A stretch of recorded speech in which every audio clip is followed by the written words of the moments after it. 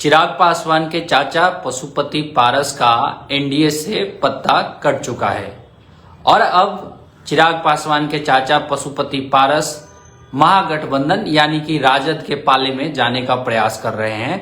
लेकिन तेजस्वी यादव और लालू यादव चिराग पासवान के चाचा से पहले मुकेश सहनी को अपने साथ जोड़ना चाहते हैं। दरअसल इसके पीछे एक बहुत बैठा बिठाया समीकरण है, क्योंकि अभी जो पासवान समुदाय के सर्वमान्य नेता के तौर पे अगर हम बात करें तो चिराग पासवान है। पशुपति पारस के पास कोई जनाधार नहीं है, यानी पासवान समुदाय का 5% वोट भी पशुपति पारस के पास नहीं है। जबकि दूसरी तरफ अगर मुकेश सहनी की बात करें तो मुकेश सहनी निषादों के मल्लाहों के सबसे बड़े नेता के तौर पे बिहार में उभर के सामने आए हैं और उनके पीछे जो मल्लाह बिरादरी है, बिंद है, केवट है, निषाद है, नोनिया भी कुछ हद तक जो है वो मुकेश सहनी के पीछे मजबूती से खड़े हैं। उनको ऐसा लग रहा है कि आने वाले दिनों में मुकेश सहनी ही उनको आरक्षण जो है एससी का आरक्षण दिलवा सकते हैं, एसटी का आरक्षण दिलवा सकते हैं। आप सभी को पता है कि मुकेश सहनी लगातार ये ऐलान कर रहे हैं कि जो भी पार्टी उनको आरक्षण दिलवाएगी वो उसी पार्टी को वो समर्थन देंगे। यानी कि यहाँ पे एक बात तो तय है कि लगभग 4% 5% के आसपास जो मल्लाह वोटर है, टोटल मल्लाह वोटर है, वो मुकेश सहनी के साथ है। लेकिन दूसरी तरफ अगर हम लोग देखें पशुपति पारस की बात करें तो पशुपति पारस के साथ पासवान समुदाय बिल्कुल भी नहीं खड़ा है।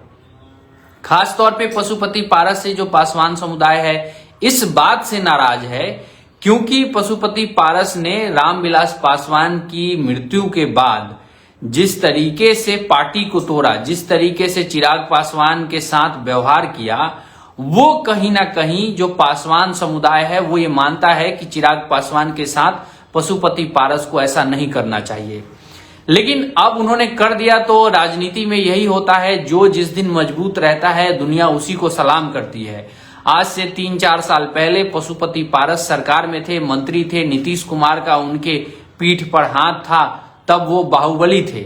बाहुबली यानी कि वो खिलाड़ी थे, राजा के तौर पे आप लोग मान सकते हैं। लेकिन जैसे ही नीतीश कुमार कमजोर हुए, जैसे ही चुनाव का समय नजदीक आया, वैसे ही पशुपति पारस धीरे धीरे साइडलाइन करते करते उनको कोई भी सीट नहीं दी गई।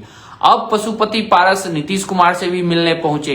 मैंने एक वीडियो में बताया भी था कि पशुपति पारस की मदद नीतीश कुमार चाहकर भी नहीं कर सकते हैं, क्योंकि नीतीश कुमार खुद ही अपनी मदद नहीं कर पा रहे हैं। नीतीश कुमार के साथ समस्या ये है कि एक तरफ बीजेपी है, दूसरी तरफ राजद है, वो जिसके साथ भी गठबंधन कर रहे हैं। मुख्यमंत्री की कुर्सी पर उस पार्टी की नजर रहती है, बीजेपी की भी नजर है, पिछले दिनों राजद की नजर थी। तो नीतीश कुमार की पहली प्राथमिकता यह है कि किसी भी तरीके से वो अपनी कुर्सी बचाएं, ना कि नीतीश कुमार की प्राथमिकता में यह है कि पशुपति पारस के लिए वो बीजेपी से लड़ें कि नहीं जी इनकी पार्टी जो बनी है, इन्होंने जो लोजपा तोड़ी है वो मेरे ही इशारों पे तोड़ी है, आप इनको 2-4 सीट दे दीजिए। ऐसा बिल्कुल भी नहीं है। इसलिए नीतीश कुमार खुद की अपनी कुर्सी बचाने में लगे हुए हैं, ना कि उनको पशुपति पारस को कितनी सीट मिलेगी नहीं मिलेगी उससे वो बेफिक्र हो चुके हैं। अब समझिए राजद के साथ क्या समस्या है कि पशुपति पारस और जो प्रिंस पासवान है, जो समस्तीपुर के सांसद हैं, उनको अगर राजद अपने साथ लेती है तो राजद के साथ क्या दिक्कत होगी। दरअसल देखिए, पासवान वोटर जो है वो बड़ी कट्टर वोटर है, वो हिंदुत्व की राह पे चल पड़ा है। आप किसी भी पासवान समुदाय के लड़के से बात कीजिए, नौजवान से बात कीजिए, वो काफी एकदम कट्टर हो चुका है हिंदुत्व को लेकर। वो ये अब मान के चल रहा है कि हिंदुत्व यानी आप समझिए कि जो नरेंद्र मोदी, बीजेपी जिस तरीके से हिंदुत्व को आगे बढ़ा रहे हैं, उसके साथ जो पासवान समुदाय का युवा है, पासवान समुदाय के जो लोग हैं, अपने आप को जोड़कर देख रहे हैं। इस स्थिति में अगर राजद पशुपति पारस को कुछ सीट अगर दे भी देती है, मान लीजिए कि पशुपति पारस सांसद हैं, मंत्री रहे हैं, मंत्री पद से उन्होंने आज इस्तीफा दिया है, उसके बाद भी अगर कुछ सीट दे दे, तब भी राजद को पासवान वोटर कहीं दूसरी जगह पे नहीं मिलेंगे। यानी कि सीधा मामला ये है कि पशुपति पारस की सीट पर 2, 4, 5, 10% पासवान वोटर तो महागठबंधन यानी कि इंडिया गठबंधन के साथ जुड़ सकते हैं, लेकिन बाकी सीटों पे वो बिल्कुल भी जो है वो राजद का समर्थन नहीं करेंगे। तो यानी कि किसी भी तरीके से इस मामले में राजद को फायदा कम से कम पशुपति पारस को लेकर नहीं होगा। हाँ, कैंडिडेट के तौर पे एक हो सकता है कि वो चिराग पासवान के खिलाफ हाजीपुर से मैदान में उतर जाएं, क्योंकि क्या है कि भैया चिराग पासवान के खिलाफ एक परिवार का सदस्य उतरता है तो एक संदेश जाएगा कि एनडीए गठबंधन में भी खटपट है, एनडीए में भी चाचा भतीजे की लड़ाई है। तो ये एक तरीके से जैसे यूपी में माहौल बनाया गया था कि शिवपाल यादव और अखिलेश यादव के बीच में और उसका नुकसान हुआ था वहां पे यूपी के अंदर अखिलेश यादव को, लेकिन यहां पे इस तरीके की संभावना कम दिखती है। हाँ, परसेप्शन यानी कि जो परसेप्शन की लड़ाई है उसमें ये हो सकता है कि चाचा की भतीजे के खिलाफ चाचा मैदान में खड़े हैं और इसमें जीत किसकी होती है।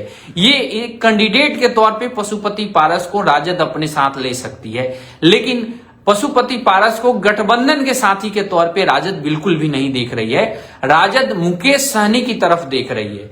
राष्ट्रीय जनता दल की प्राथमिकता यह है कि अगर मुकेश सहनी उसके पाले में आते हैं तो मुकेश सहनी को 2 या 3 सीट भी दे सकती है राजद, क्योंकि मुकेश सहनी के पास बिंद, मलाह, केवट, निषाद इस कम्युनिटी का लगभग 3-4% वोटर है जो अब मुकेश सहनी को अपना नेता मान चुका है, सन ऑफ मलाह को अपना नेता मान चुका है।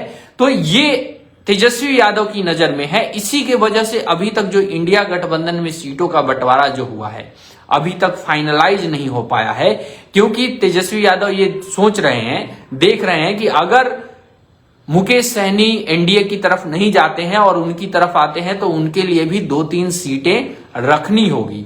और वो 2-3 सीटें कब मिलेंगी? जब तेजस्वी यादव यानी राजद के पास ज्यादा सीट होगी।